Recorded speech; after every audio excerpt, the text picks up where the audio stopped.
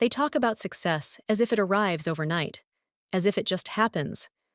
But what they never tell you is the silence that comes before it, the kind that feels like a graveyard after laughter. That silence, that emptiness, that's where I built everything. Now they whisper my name with respect. But once, they used it as a punchline. They said it would never work. They said I was wasting my time, that I was delusional, and I remember every laugh, every shrug, every smirk that told me I'd never be enough. But tell me, what happens when the people who mocked you now beg for your help? I still remember that night. The night I became the joke. The night I stopped being part of the room and became the story they laughed about when I wasn't there. They called me a dreamer. They said I was chasing air, that no one would ever care about what I was building. I wanted to believe them, I really did. But something inside me, each no became fuel. Every insult, a quiet promise. I didn't want revenge, not yet. I just wanted to prove that I was right, that I wasn't foolish for believing in something no one else could see. They thought I was breaking, but I was only becoming unrecognizable. Set up the revenge premise. 3 to 5. Years later, it happened. The meeting. The one that would rewrite everything. The contracts were ready. The same voices that once mocked me now spoke with trembling respect. They didn't know I remembered, but I did. I had spent years rebuilding from nothing, stone by stone, failure by failure, until I no longer needed validation, just results. You learn a lot about people when they need you. You learn even more when you hold what they can't live without. So tell me, how do you rebuild when everyone turns their back on you? And what do you do when you finally hold all the power? Welcome back to another episode of Revenge Takes HQ, where every story cuts deep and every ending hits harder for more power. And emotional stories, don't forget to like, comment, and subscribe. Let's get in today's tale. Before everything fell apart, life was simple, almost painfully simple. He wasn't chasing fame or fortune. All he wanted was a chance to build something honest, something that would carry his name with pride. Every morning began the same way, with the quiet hum of his old laptop, a half-empty cup of coffee, and a notebook filled with sketches of his dreams. While others saw routines, he saw possibilities. He believed in loyalty, in teamwork, in family. He used to say, "If we rise together." And he meant it. He shared ideas freely, stayed late helping others polish theirs, and believed that good intentions would always circle back. To him, betrayal wasn't even in the dictionary, until life decided to write it in bold. He trusted too much. He believed too deeply. And that belief would cost him everything. It started small, jokes masked as concern. At family dinners, while plates clattered and laughter filled the room, someone would smirk across the table and say, "Still working on that little project of yours?" The word little always landed like a slap. Friends laughed louder. "Man, you need to stop dreaming and get a real job." Another would add, "You think success is for people like us?" Wake up. They said it casually, but each word dug deeper than they realized. He'd sit there, smiling faintly, pretending not to hear the mockery buried beneath their laughter. But when the night ended and the lights went out, the echo of those words followed him home. At gatherings, they'd raise their glasses to each other's achievements, then glance his way, not with curiosity, but with pity. To them, he was chasing clouds. To him, they were losing faith too soon. And yet, he stayed quiet. He still believed that one day they would understand. But the laughter never stopped. It only got louder. The moment everything collapsed wasn't loud. It was silent. It came on an ordinary afternoon, in an ordinary place, with a message that changed everything. His business partner, the one who promised loyalty, filed a patent for his idea. The design he'd spent months perfecting, the blueprint he had guarded with his soul, was now published under someone else's name. No confrontation, no warning, just a signature and silence. He rushed to confront him, but the man only smiled and said, "It's just business." You were too slow, that line, burned deeper than any insult, because it wasn't just business, it was betrayal, wrapped in arrogance. Then came the avalanche. Clients disappeared, investors withdrew, and his reputation cracked. Soon, his bank account echoed emptiness. Rent notices piled up. Even those who once clapped for his courage now avoided his calls. And the same friends who mocked his ambition? They shared the story of his failure as if it were entertainment. Did you hear? He lost everything. Guess dreams don't pay the bills after all. He stopped answering messages, stopped showing up. Nights stretched longer, darker. The world outside his window moved on without him. And one night, as the city lights flickered against the rain-streaked glass, he sat in silence, staring at the wreckage of everything he had built. No more excuses. No more blind trust. Something broke inside him that night. Not his spirit, but his mercy. He whispered to himself, almost calmly, "That night, something in me changed forever." And with that, the man they once mocked began to disappear. When they walked away, I didn't chase them. I sat in silence and let the weight of it all crush me, just once. Then I made a promise. If they wanted to laugh, I'd give them a reason to remember it. Late nights blur into early mornings.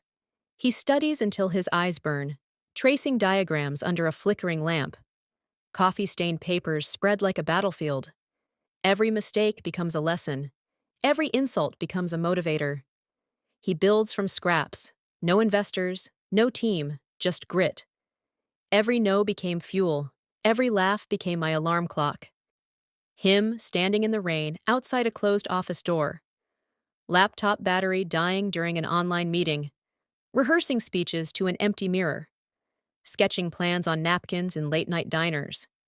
The pain transforms into precision. His movements sharpen. His expression hardens. They had money, power, and a name. I had nothing, but nothing has a way of becoming dangerous when it learns to wait. He walks into a corporate lobby, proposal in hand, only to be waved off before a word leaves his mouth. Emails unanswered, calls ignored. Even those who once claimed to believe in him start stepping back. A meeting with a potential investor turns cold. The man flips through the proposal with disinterest. Investor: "You've got passion, kid." But passion doesn't pay the bills. Try again when you have something worth showing. He leaves the office, face blank, fingers gripping the folder tighter with every step. Outside, rain begins again. Same storm, different day. Each failure leaves a mark. But with every scar, his resolve grows sharper. He starts recording everything: blueprints, data, progress logs, not for proof, but for memory. For the day when evidence won't be needed, only results. The world had made up its mind about me. So I stopped asking for permission. His routine becomes mechanical. Eat, work, fail, repeat. Until the failures begin to thin. Until the numbers start aligning. Until what once looked impossible starts breathing on its own. They taught me to accept defeat. Instead, I learned to weaponize it. The people who mocked him sit comfortably, polished, confident. They skim through his presentation half-heartedly. "Chairman, it's impressive. But we've already moved forward with another partner. You understand, right?" A pause. The room waits for him to crumble. He doesn't. He simply nods once, collects his documents, and looks around the table. The same faces that once called him a failure. In that room, they thought they ended my story. But what they really did was light the fuse. He stands, adjusts his sleeve. A faint smirk forms, not out of arrogance, but certainty. They thought it was over. It had only begun while they mocked from their comfortable distance. I went silent. The noise faded, and all that remained was work, the kind that leaves no witnesses, only results. Days blurred into nights, nights into lessons, every failure dissected, every weakness turned into a weapon. I learned what they never cared to understand: strategy, consistency, silence. The kind of silence that builds storms in waiting. People think success begins with luck. Number. It begins with refusal. Refusal to stay broken. Refusal to forget. Each day I rose earlier, worked longer, thought sharper. I wasn't rebuilding a career. I was constructing proof. It started small, a deal most people would overlook. But I didn't. It wasn't the size that mattered. It was the shift. For the first time, the world noticed. Not the old me they laughed at, but the one they created by pushing too far. The first win wasn't about money. It was about momentum. They called it luck.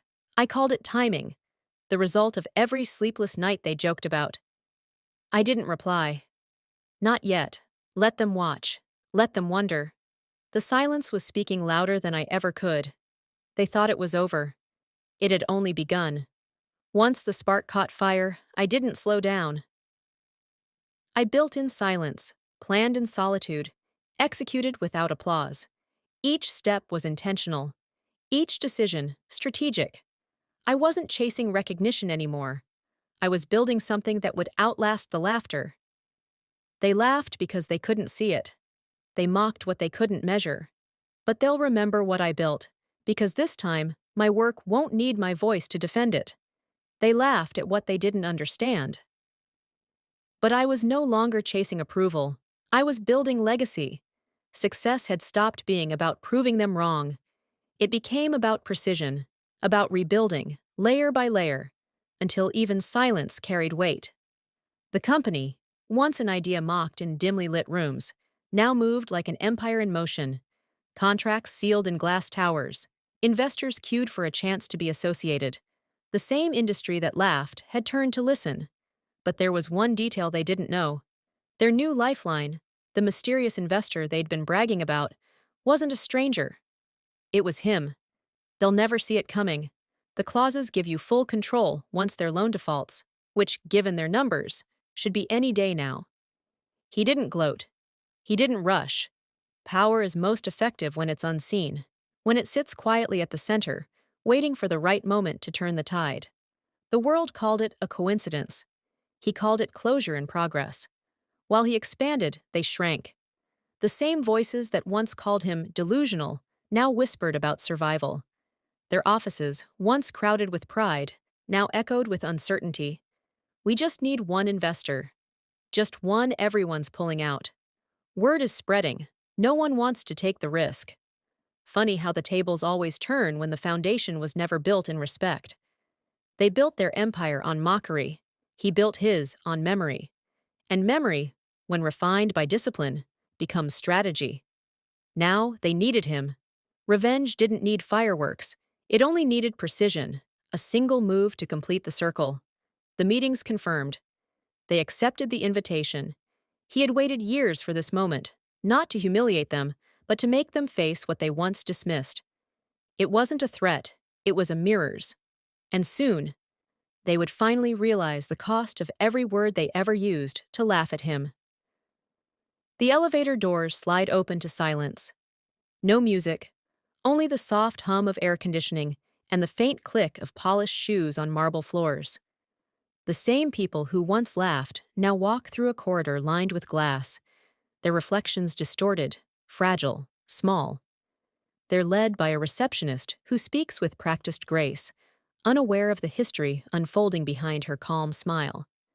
Every corner of the building breathes quiet authority, the kind that doesn't beg to be seen, it demands to be felt. The mockers whisper among themselves, commenting on the elegance, the view, the nameplate on the door. Lyra Holdings.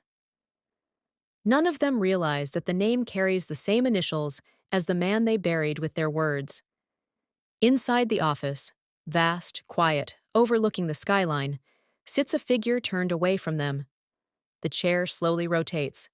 Their laughter dies mid-sentence. The reveal. 53 minutes to 55 minutes. The protagonist faces them, composed, unreadable. Not a trace of bitterness, only the weight of time and quiet triumph. He lets the silence breathe. The room tightens around it. Then, calmly, "You remember the day you said I'd never make it?" No anger, no raised voice, just the precision of a memory delivered like a verdict. One of them stammers, a hollow apology disguised as small talk. Another looks at the floor, realizing that every insult, every dismissal, had built the walls surrounding them now. They don't need to be told what happened. The truth is written in every polished surface, every logo on the wall, every employee passing with quiet respect. They're standing inside the empire he built without them, and it's far grander than anything they ever imagined for themselves. The choice, 55 to 58. He slides a document across the table. A partnership offer, a lifeline, or maybe a mirror, showing them what they could have been if they'd believed. He studies their faces, not to gloat, but to confirm what he already knows. The balance has shifted. "This isn't revenge," he says softly. "It's perspective." They hesitate, pride wrestling with desperation. Some sign, some don't. Either way, it changes nothing. As they leave, the camera lingers on his reflection in the window. Calm, unbothered, powerful. The city stretches beneath him, the same one that once turned its back. Thanks for watching Revenge Tales HQ. Every story holds a lesson, and every ending, a new beginning. Don't forget to like, share, and subscribe.